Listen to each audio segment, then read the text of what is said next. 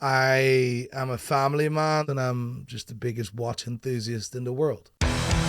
Nico, I must have had more requests to have you on. I've seen for many other guests. I'm just a normal guy that is very fucking loud. 1.7 million subscribers. And in China. You're in China? Yeah. Ni hao, motherfucker. Ni hao, motherfucker. I was a kid with ADHD. People say ADHD, it's all negative. But for me, this is a superpower. It gave me everything I have today. Thank you! We're in the top 5 biggest sellers in the UK. I want to be the biggest in the UK, period. If you fall, you stand up. That's how it works. One thing about Rick Ross, right? We ain't ready yet. We ain't ready. He wore a fake watch. And I was like, I know the actual owner of that watch. So it's a replica, a counterfeit, a fake. I'm changing his name from Rick Ross to Fake Ross. What are you like behind the wheel of a supercar? Oh, crazy. I'll make you cry like a bitch. And remember, if you need help with your digital marketing services, get in touch with my agency, Tweak. We offer everything you could possibly need to help accelerate your business to the next level. Nico, I must have had more requests in the comments section of the YouTube channel than I've seen for many other guests to have you on. Wow. And I have tried to make it happen. I've offered to come to Ireland. It was going to happen, then it wasn't. Then we moved around somewhere else. And the more I started to learn about you through your friends, the more I learned that you are just bang, bang, bang, chaos. And we've ended up meeting in the back of the van, which sounds a bit wrong, in the back garden of Chris Slick's house in Leicestershire on a random Tuesday afternoon. But I wouldn't want it any other way. At 2:15. At 2:15. Yeah, random. I didn't expect this. I was asked this question 2 hours ago. Fun enough, so fair enough. And the question that I pose to all of my guests at the beginning of the podcast is, no doubt many people will have in their mind who they think you are and what you do and see it from what they see from the content you put out. But Nico, in your own words, who are you and what do you do? I am a family man that likes to provide for his family above anything else, and I'm just the biggest watch enthusiast in the world. And that's who I think I am. That's it. But obviously that's come from somewhere. That's come from an initial moment that's kicked you off on that path. And it's only from the hours worth of proper research I've had outside from enjoying your content and the channel that I realised that you're not actually born and bred in Ireland. No. Your story started somewhere else. So do you want to kick off by painting the picture of what life looked like when you were a kid growing up? Kid on the streets, Amsterdam, bit of a problem child, never finished school, always had problems at school really, was kicked out of several primary schools, didn't really know what direction to go, enjoyed football very much, was quite good at football, got a pro or a youth contract, that was where I really was able to put a lot of energy in. Wasn't stupid, but didn't like school. I was hyper focused on certain things, including taking watches apart. I enjoyed that. I could have done that for hours and hours during the day. But what had triggered, or Lego what had triggered or that? Whatever. Where had that come from? I don't know. My father was a photographer and I was surrounded by old cameras, which I always loved to take apart. So I think there's this connection between cameras and then watches. Yeah. So in your free time, you literally, as a kid, you remember taking I was either playing apart. football or it was raining or whatever, or I was taking stuff apart or I was building stuff with Lego. As you know, Road to Success is all about finding out about the history of our guests, how they got to where they are today, and potentially finding out something hidden along the way. Using Car Vertical, you can do exactly the same thing for your vehicle. All you have to do is head over to their website, www.carvertical.com, and enter the registration of the vehicle that you're looking at. I did one on this Honda S2000. You can see that their report pulled that the mileage checked out, the financial and legal status of the car was fine, but there was an amber light next to damage.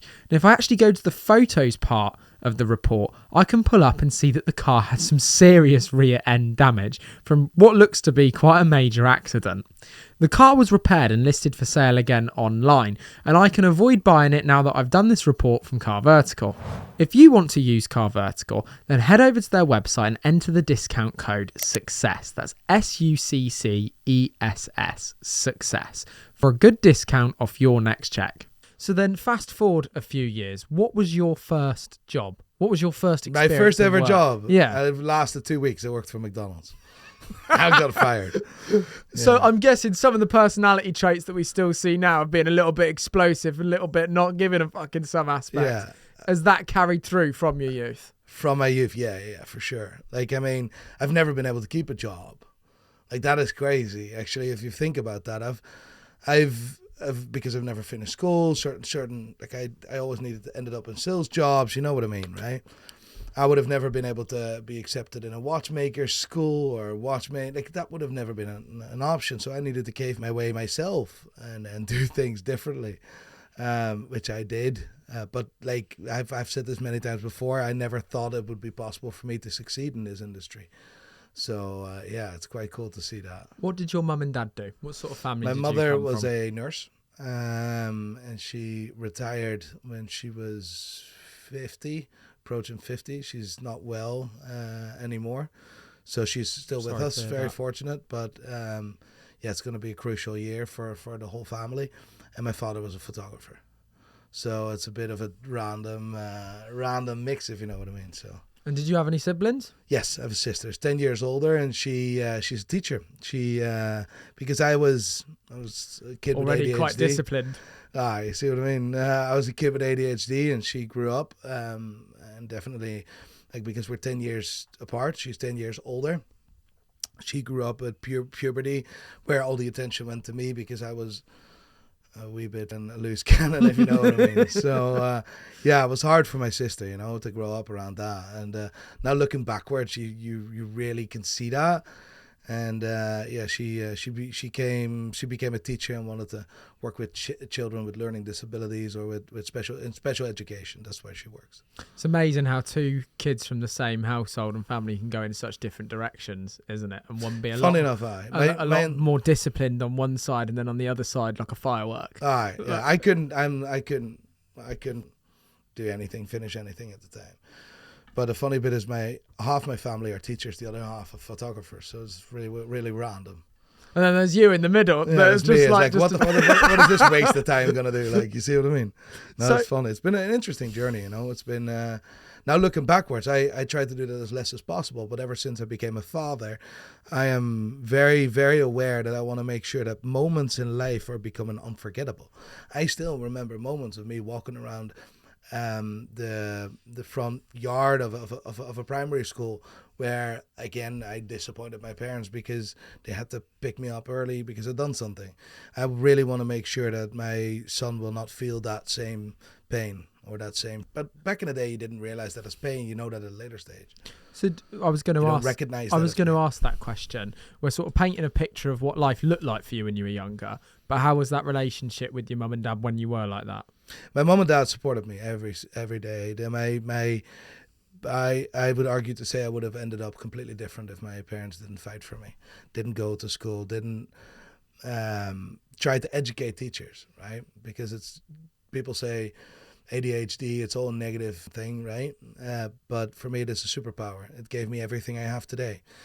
And a lot of people don't understand how this works, but I never forget a psychiatrist telling me this at the age of, maybe I was 10 or 11 or something. It's like, ADHD is like a train, right? A train with a lot of wagons, right? With a lot of carriages, right? And when one of those carriages falls, the whole train falls. That's what ADHD is really. So if one thing goes wrong, everything goes wrong. So for me, looking at that, I can understand it right now. But back in the day, you don't think about that.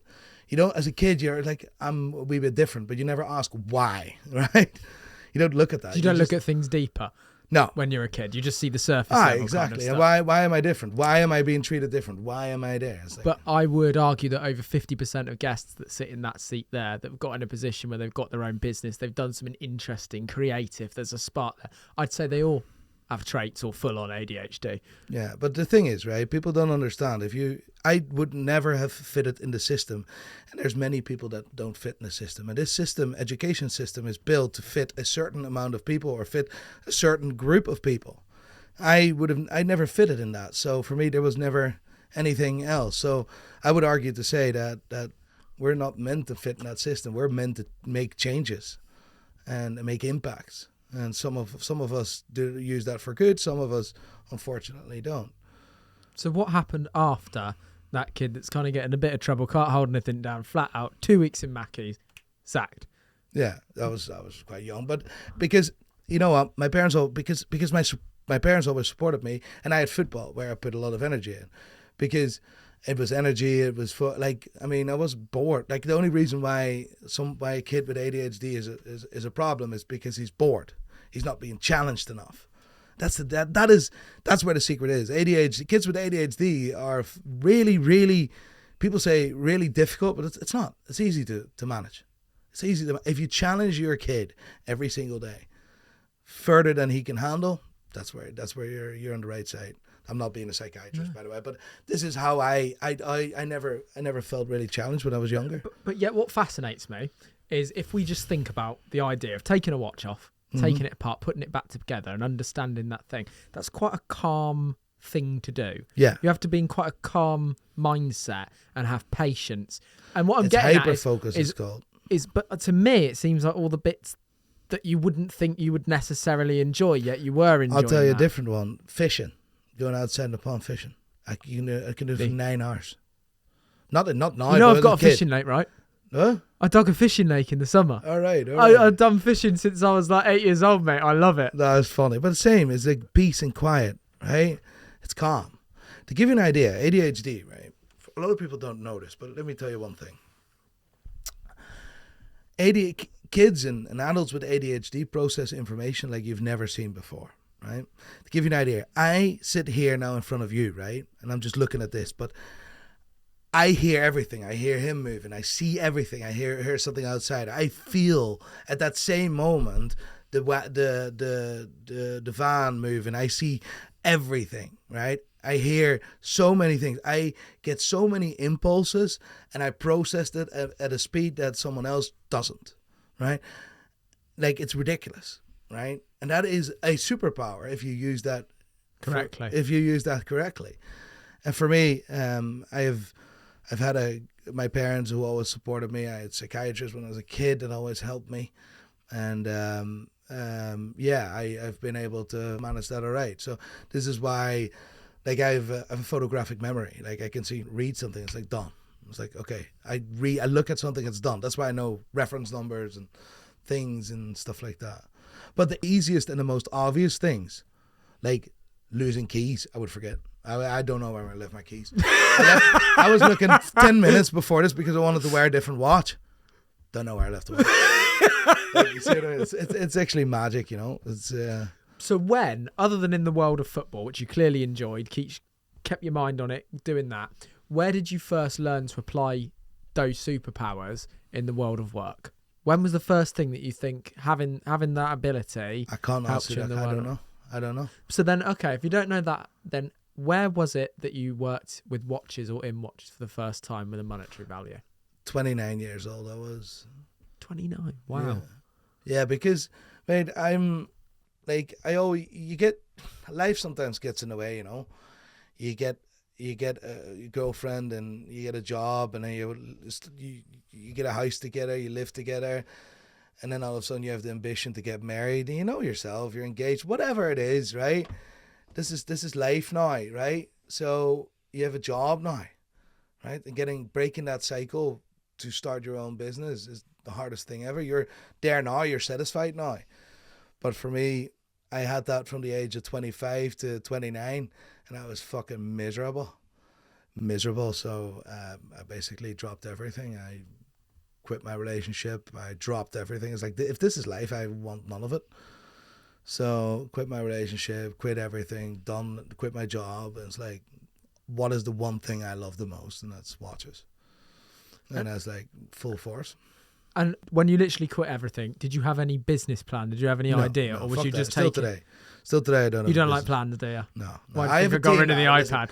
Listen, we employ a lot of people now. So of course there's a plan and there's a structure and there's business things, etc. And I sign, like, I'm the owner of the company, but I don't manage the company directly.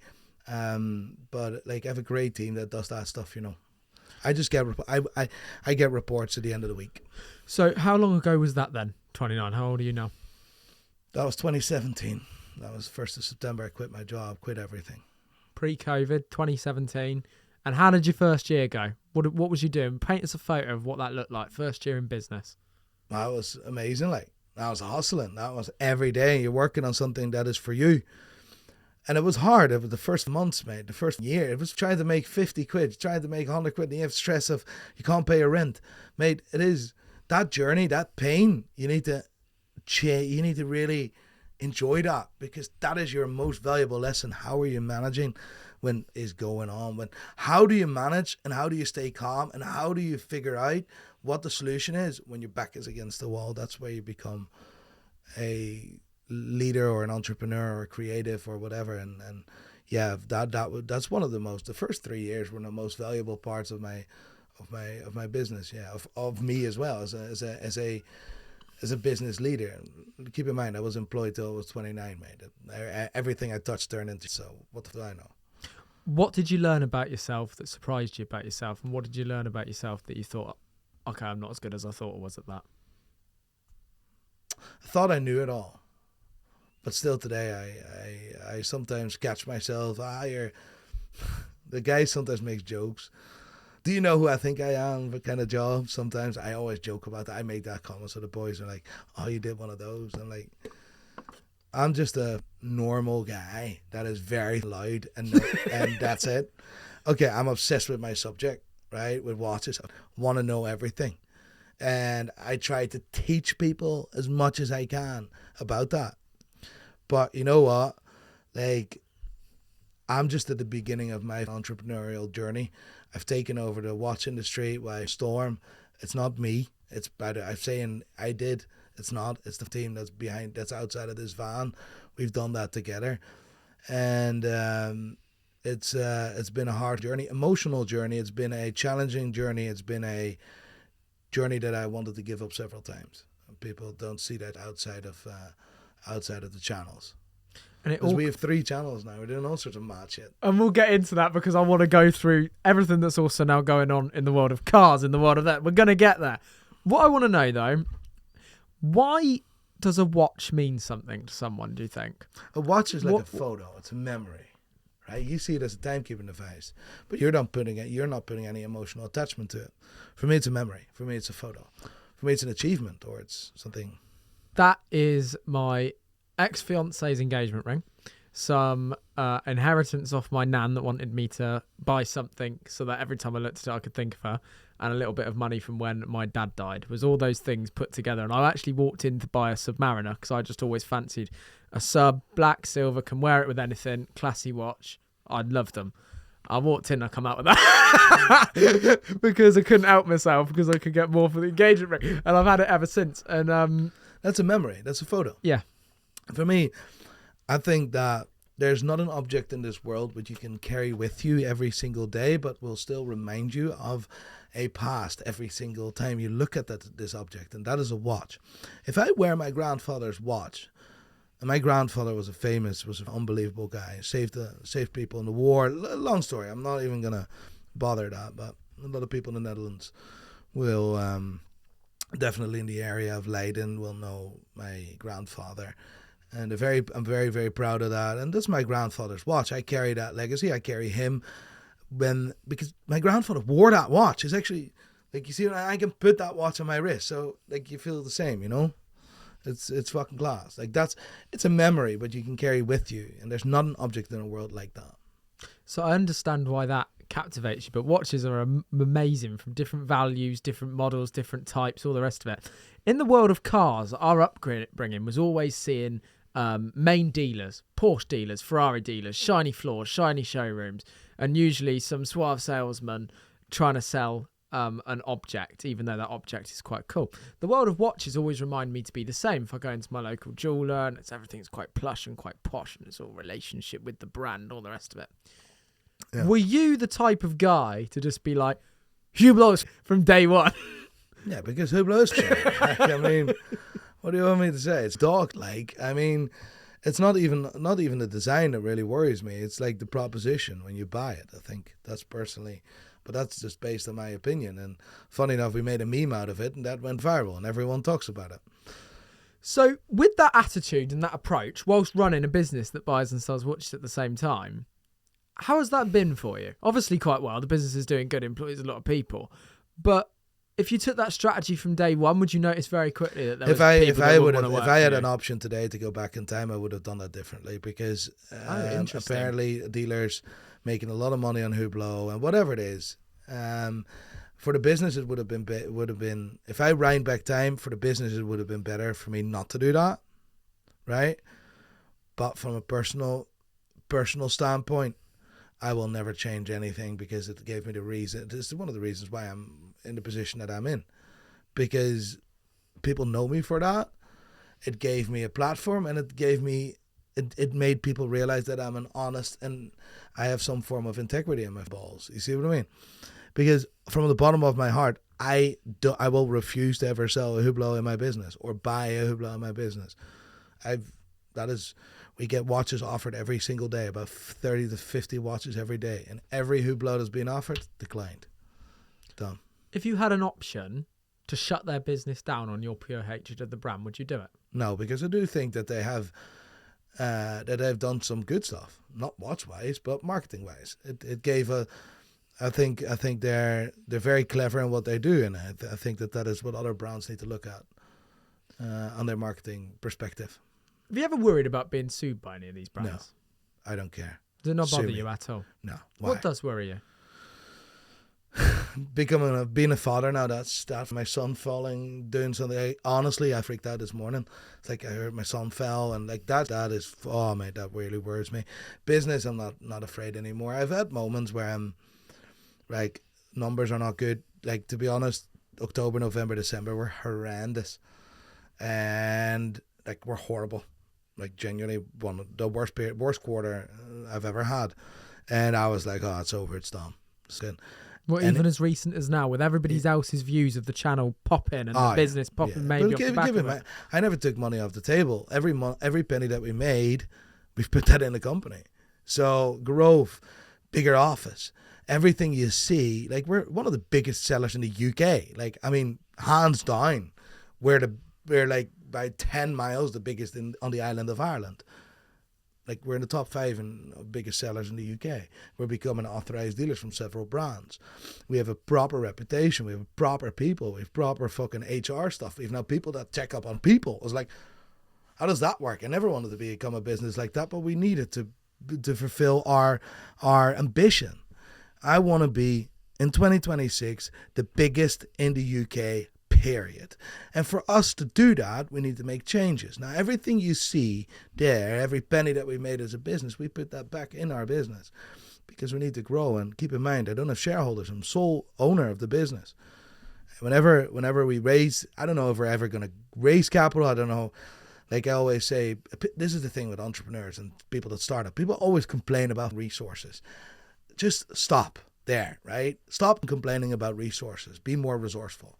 We struggle with cash flow. You were hearing me earlier there. That will boost up our cash flow. We're working on that. Be more creative, be more resourceful. Instead of complaining, I need investment, Dad. We've brought this business from £20,000 to $20 million. And that's what we've done about hard work, being resourceful, using YouTube, a lot of luck. Anyone that says luck is whatever, 70% luck. Right, let me be very clear, and I appreciate that. I've had an angel on my shoulder that looked after me. Thank you, because that luck is massively important. But like, it's really important to just put everything back in the company. So, yeah, that's. It's clear that what worries you is stuff closest to your heart, of course, like your son and family. And it's clear that you are immensely driven to get to a goal that you want more than anything else in the world by 26. Why? What is fueling the wanting? I think that's got a lot to do with childhood, with insecurities, with not being good enough. Listen, I don't want to go too deep into that because I don't really feel that that's the right day for it. But I hear what you're saying. But that's coming from when you're a kid, when you're not good enough like that. I'm like, I'm gonna show you how this works, and I think that is one of the reasons why I went so hard into Hublot and into this industry, because That's so exclusive. You're not invited enough. And it's like, you're saying I'm not allowed to be talking about your brand, or not allowed to be in your boutique, or not allowed to buy your brand. Watch me doing this, and watch you regretting your decision. And that all comes back from insecurity. And this is one of the reasons why I am so fiery, so on the ball with that. And becoming a father really, it really with my head, because that was like, all of a sudden I felt like there's a form of weakness. This is now, my children are my weakness now. And I can't have that in this journey. It's mad because, am I right in saying, I might be completely wrong, the child comes slightly early as well? Because I remember we were talking about doing a podcast. You were like, I don't know, my wife can't give birth tomorrow. I've got no idea. And then literally the day after you said it, bang. And I was like, I'll see him next year then. Kids, and for me it was career first, right? So the foundation of your relationship is vitally important, right? My wife lets me do whatever I need, right? If I'm away 90% of the year, 100% of the year, it's fine, as long as I'm there whenever I need to be, right? Which is fixed appointments, which is just stuff that you talk about. But other than that, I focus on business and business alone. And I'm very fortunate that I have that relationship, because it allows me to succeed, because my business is my main focus. And I thought that whenever the kids were born, that's going to be my weakness. This is it, done. And I was afraid of that. But it made me realize that I need to work harder, and I now need to really set the example. What is life like at home with your other half in terms of balancing personalities? What is she like in comparison to you? She's the exact opposite. She's calm. She's collective. She's very intelligent, doesn't lose anything. I saw this young woman turning into a mother. She's caring. It's wild. She's so completely different to me. She's also skinny. I'm fat. But those two personalities seem to just work and come together. Of course, yeah. And you believe some people. I'm currently in a stage of my life where I've come out of being with someone for a while, and I am just like head down fucking bang with work, and I'm not interested whatsoever. And it's fascinating because I've met some people that think they work better without a partner. Oh yeah. I had a founder, Al Barrett from Grenade. Yeah. Very solid. One of the coolest dudes you'll ever meet. What he cracks on. One of my best mates. In his own lane. One of my best mates, Tom Gannon, who started Fulfill. It's one of my best mates. Fulfill protein bars. Okay, yeah. He sold it to Tom, but it's one of my best mates. He's advisor. It's funny. Grenade protein bars. Yeah, that's funny. And he's very much on his own. But then some people say, no, if I didn't have my partner, I wouldn't be where I am now. Do you think that's the case with you? I never wanted to. I came out of a long relationship, right? And whenever I met my partner, I was like, I don't want a relationship off. I just want to ride. It is what it is, right? Listen, this is how I am, right? I am the same on camera as I'm off camera. I'm the same towards her than you see what I mean? I'm the same. And I was always honest about that. I don't want a relationship, so I want to ride. And I was like, all right, whatever. Mate, I came home one Christmas and hated Christmas, right?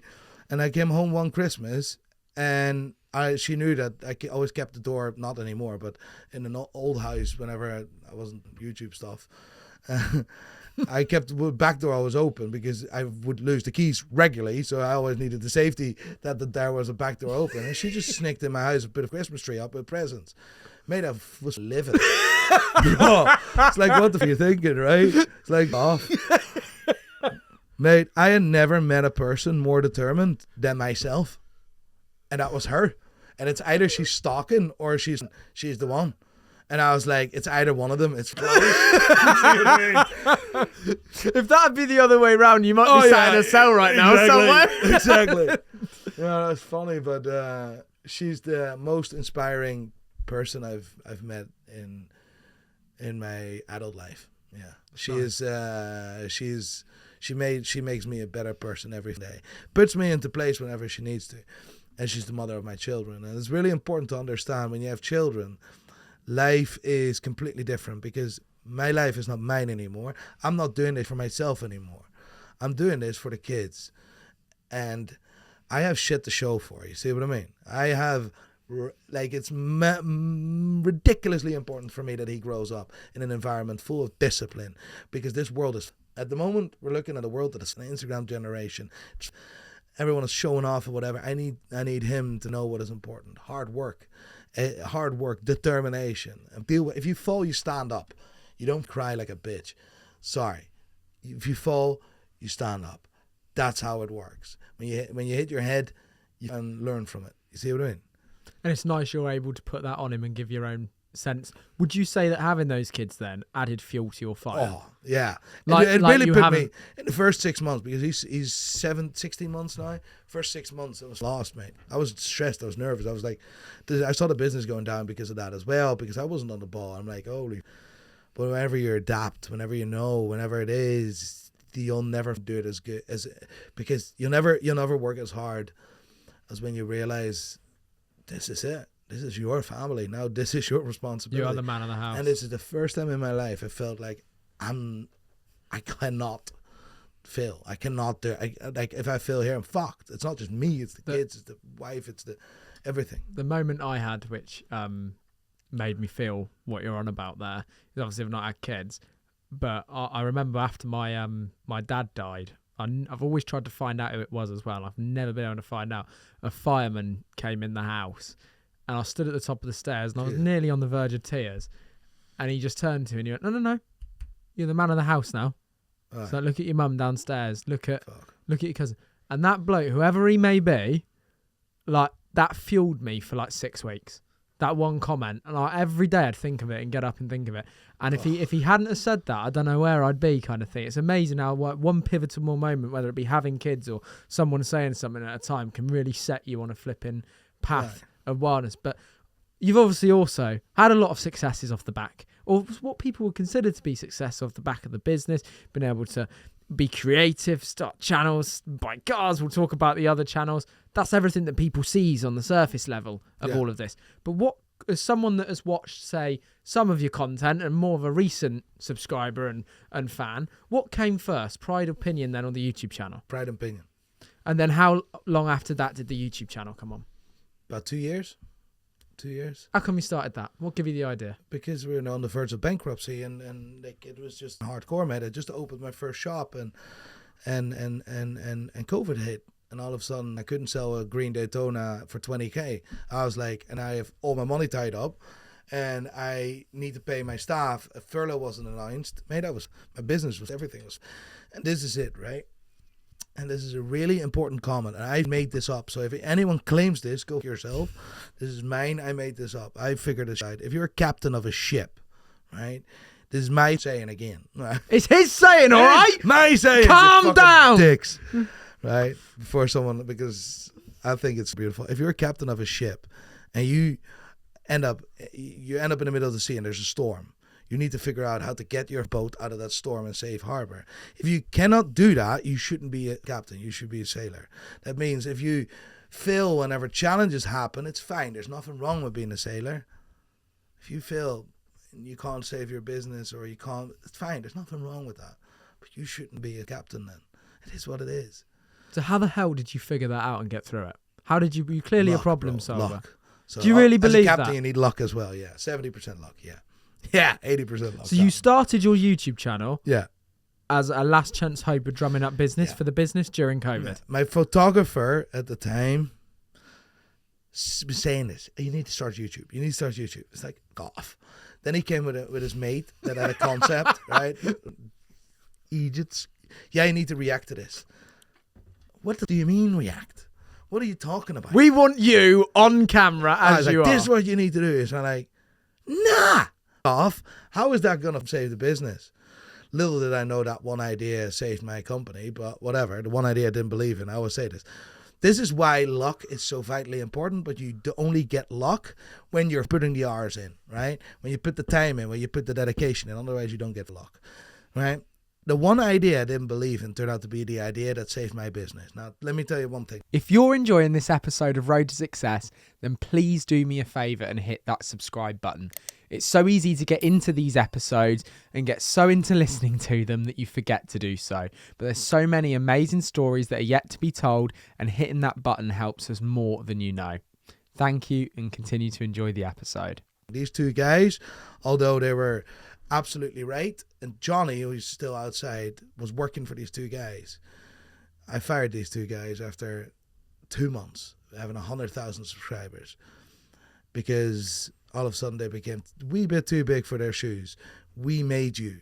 One of them told me in my face, after the whole hell, everything I went through, hell and back, I've seen things that these kids would make, they would crumble them. They would go and whatever. And this kid says to me, we made you. I was like, you made me?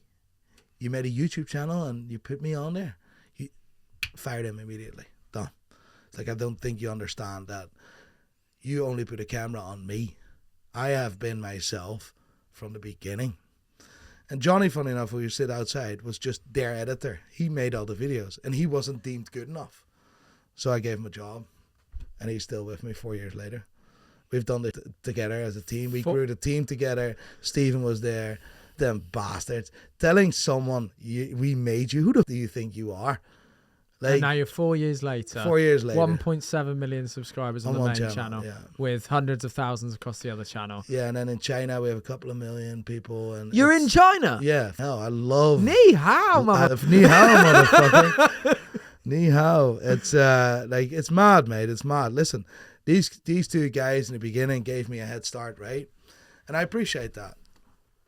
And I appreciate that at the time, but I hope for them, because they're young kids, I hope that they realize at a later stage that like they could have been a part of that journey from start to finish. But unfortunately, with that attitude, being too entitled, that is a problem.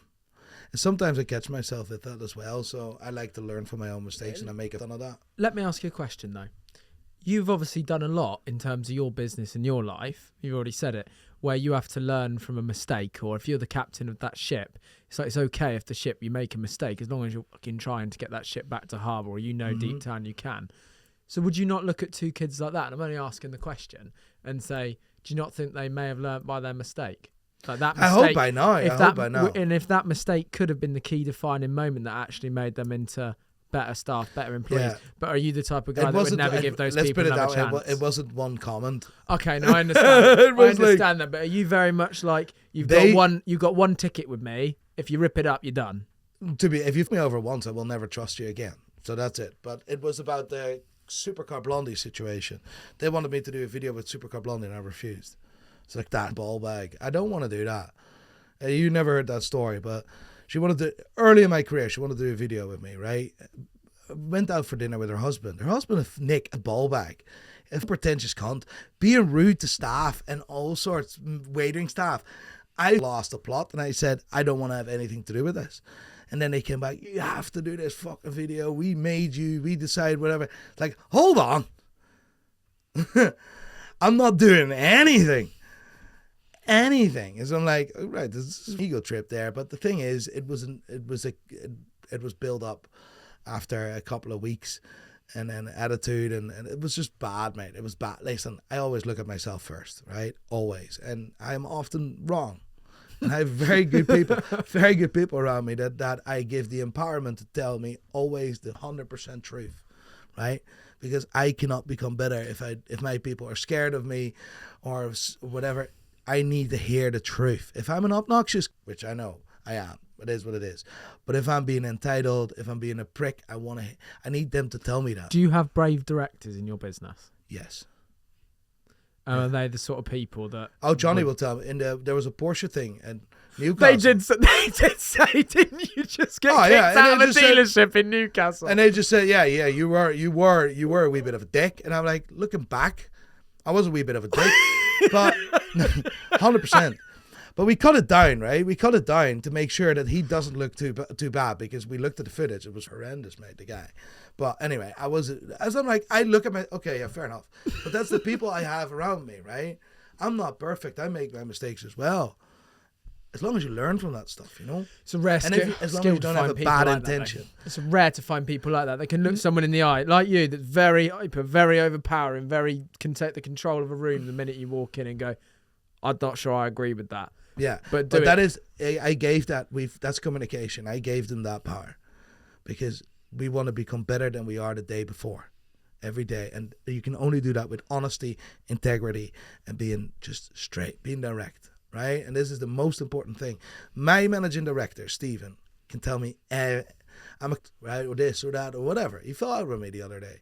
Look, it is what it is. But he tells me the truth. But then, if I feel like it is out of balance, I can tell him the truth. You see what I mean? That is the relation.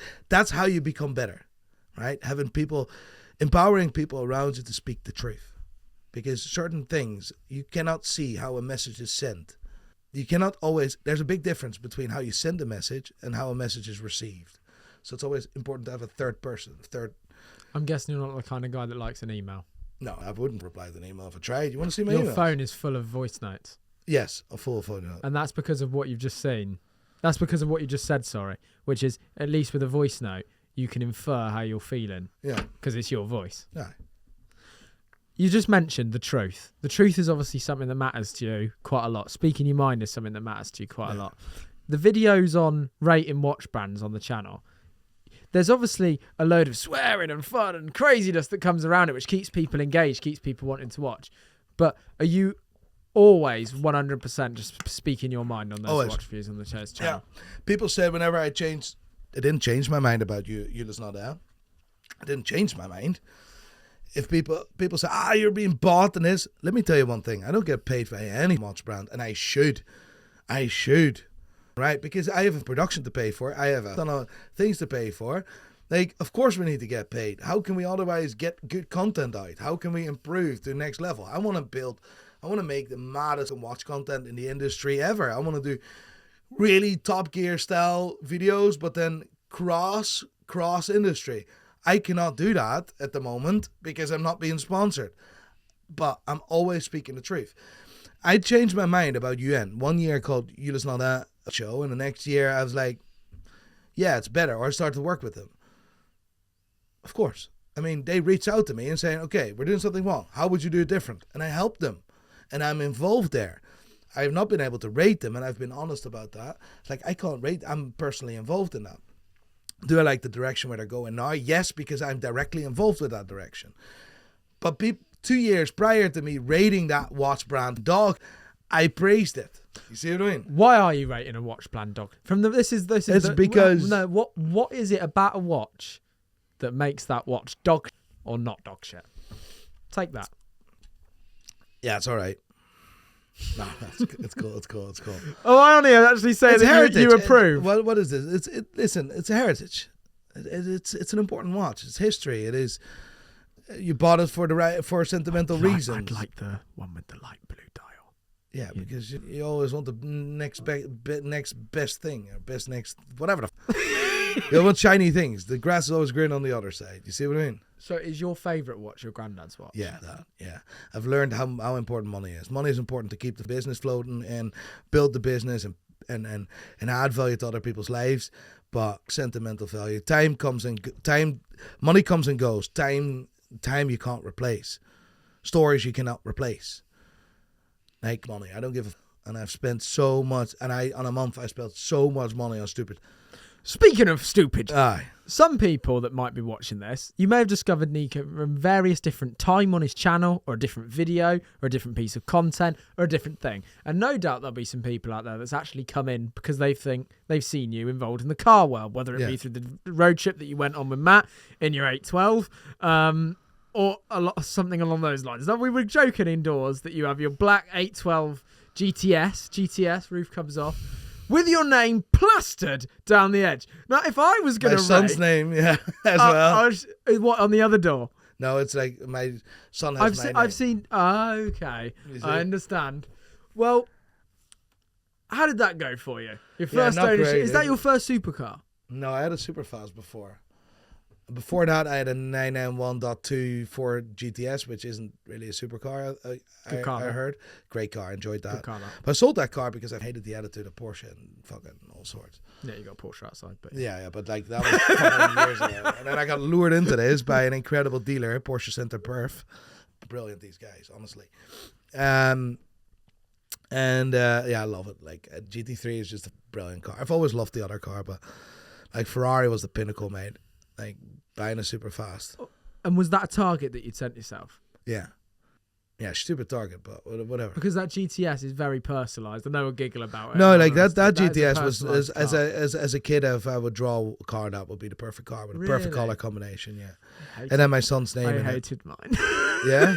I just didn't get on with it, Nick. I thought the rear wheel steering kicked in at the wrong times. I thought it was going to spit me into a tree. It had no control. It does wants to kill you every time. I love it. But so does a piston, but it does it in a way that you can catch it. I don't know. Pista's a wee bit of it's a car for fridge, you know. It's like this V8. It's like I have potential, but I'm not using all of it. You see what I mean? I'm just winding you up, but genuinely, I listen. But then you can't go cars wrong and with a watches Pista. mean different things to different people. Exactly. It's your journey. It's your story, and we always need to separate that. And for me, I just love that V12 because of the importance of the V12. And do you think that captivated you as well? And I know I take the piss out of the door sills or whatever, just because I think it's funny Right. that when you're trying to sell that one. Don't personalize your car, by the way. But is it the personalisation element that makes you fall in love with the car more than a lot else from your love of detail? No, I think and that watches? shape of car is unbelievable. That V12, that mid-front engine V12, it is just when you hand. I've had that car, the Superfast at 211 miles an hour. I had this car at 205 miles an hour, not with the Novitec. It was just before Novitec stuff because we were driving to Munich at the time, and like that car represents pain and a journey. And I'm now driving a Ferrari, something I never thought would be possible for me, definitely with where I come from. So it means a lot for emotional reasons, but it could easily have been a 458, right? No, you know the bit that makes me giggle is the way that you refer to Hublot. You think that? Aye. I think that about McLaren. I think McLaren, with my love of cars, are fucking shit. I've made my fair share of comments about I that. had a 570 Spider. It had 27 faults in 48 hours. It fell to bits. Panel flew off. Smashed an i8 behind me on a road trip on a rally. The thing was absolutely screwed. And it's not just mine either. Not something that I've always thought is an issue with Ferrari. However, No one knows I actually owned a Ferrari, if I owned a McLaren. you did. I gave it back after a week. Which one was that? 570. I actually gave it back after a week. I swear. Let me see. If Would it's you still- put that in the category? Mate, I made a video years ago in Dubai about the most indestructible watch where I called McLaren the dog of this car world. Like, genuinely. Like, it's a Do you know what it wasn't? I'm gonna call it out because it happened. There's a guy at McLaren, and if you're watching, then this is your chance to This get was the out. day, but this was not with that. This was with a different car, but See, this is what hurt me about McLaren. I got to tell you, we went for a factory tour. Just bought my car. Just about to go on a road trip. Head of VIP sales there. Name is George. hi, George. Stood overlooking the factory at the top. And I said in front of the whole group that I was with, if something goes wrong with my car next week in the rally, because I'm worried, I've heard stuff about reliability, what are you going to do? And in front of the whole group, he says, that is my card. If anything happens wrong with your car, you call me. For the next 7 days, he didn't pick up his phone. When I was on that rally and itself, they offered me a Toyota Aygo to finish the trip in across Europe. It was shocking. His peers couldn't get in touch with him, nothing. And then afterwards, they tried to make me shut up you and hate not say McLaren anything by any about it. chance? Yeah, they're like, Oh, you fair blood of shite. Fair enough. I'm pretty sure he was wearing a Hublot at the moment. I wasn't keen on it. But it's funny because we can get so passionate about things that we like cars or watches and all the rest. But really, at the end of the day, they are things that mean more emotionally to us. I would love a 720 though. They're fast. Although I did beat Matt in one last week. Was that true or was that not true? Did he? Like, I know I've seen it, but even the Stig couldn't beat Shit your. up, bro. But it's the fastest boy. a Huracan, mate. It's a 720S. It had more power. It's still a Huracan, mate. That's the boss driver. But Sorry, STO Aventador. What was it? Rick Ross didn't even know the difference. Did you not this see brings that? us on nicely. Did you not see that? He's like, this is not a regular Aventador. This is an STO. I was like, this guy does a car show on the 1st of June somewhere in fucking America, and the guy doesn't even know the difference between an Aventador and a Huracan. I was like, what the fuck's going on here? So what kicked this all off? Daddy's wearing a fake watch, right? Do you know what, guys? It was All right. only because I did this podcast. I didn't even know I was doing it today. But I had a plan when I was going to do Nico's episode that I'd got hold of a fake version of my Daytona. And I was going to sit and just roll it out my sleeve. I would have spotted it, you know. I would have grabbed it and fucking destroyed it. But you know, this is the thing, right? Ricky Rose Ross, or you know, his name is actually William Leonard. He's my long lost brother, whatever it is. He stole his name as well, by the way. Did you know that? No. It's not like Rick Ross. He was actually a prison guard. But has this all come, No, Nico, because he had a fake watch? He wore a fake watch, and I was like, I know the actual owner of that watch, and you're actually referring to the green AP. Yeah, and you're actually devaluing this watch. You're actually costing the owner of that watch a lot of money because you were only able to buy that watch in a set of 10 others, right? And now you're acting like you own that one watch that is out. Go yourself. So call them out. Someone else called him out 6 months earlier, right? So I wasn't even the first one. That's the funny. But like, I mean, when I started talking to the owner, he's like, yeah, this is like Rick Ross acting like this is real, and he says this as well in several other podcasts.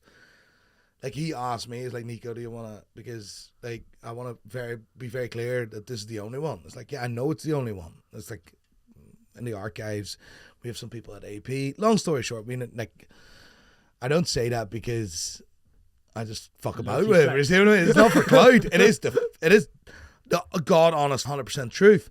People say, it's aftermarket. It's not even aftermarket. It is built to exact replicate that watch. So it's a replica, a counterfeit, a fake. Yeah.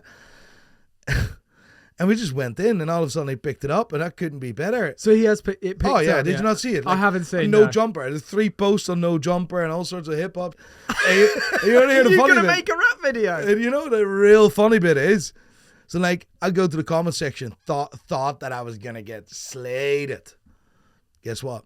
Everyone was, do you know who this guy is? Nico. It's like, if Nico says it's fake, it's fake. The whole comment, I on my life swear, watch. It's insane. You ain't get a signal on this van, Nico. Oh, for fuck's sake. And I was like, holy, that is pretty cool. You see what I mean? Listen, I don't care if someone wears a fake watch, but I do care when you're acting like something is you're Billy Big Balls and you can't. You see what I mean? Like it's just fakery. It's the fakery. stuff that you don't want your kids to have exactly exposure to growing up. Aye, and I was like, why the fuck are you doing this? Like, you're fake. And this is what it is. So stop about it. Has that ever not gone well for you, though? But calling someone out? Once, but, well, one thing about Rick Ross, right? Because I need to finish the story. We ain't ready yet. We ain't ready. He was a prison, that's how fake he is. He was a prison guard. He was a guard in a prison. And he was, at that time when he was a prison guard, there was a gangster called Rick Ross. He stole his alias. I stole his whole. I swear on my life, look it up. The real Rick Ross. He actually admitted it. What I'm seeing in front of me is someone. Why I can now make the connection of how you know serial numbers, codes, watch colors, every single detail. Because when somebody wears a fake watch and opens this can of worms themselves, you're like, right, I'm gonna learn everything about this fucker. There is